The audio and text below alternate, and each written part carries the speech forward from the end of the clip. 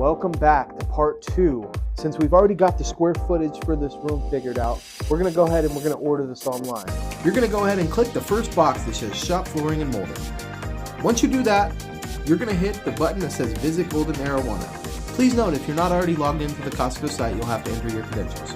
From that, you're going to go to the little 3 lines. Please note you can order samples through this as well. You're going to go to flooring, you're going to hit vinyl plank flooring.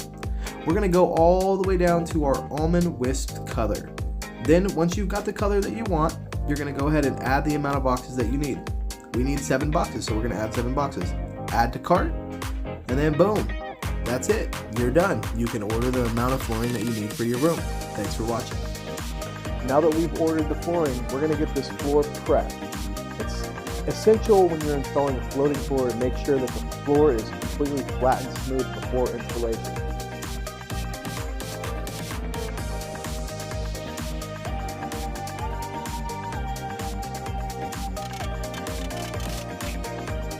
Now that we got the flooring here, we're going to inspect it and we're going to install this flooring. Come back for part 3.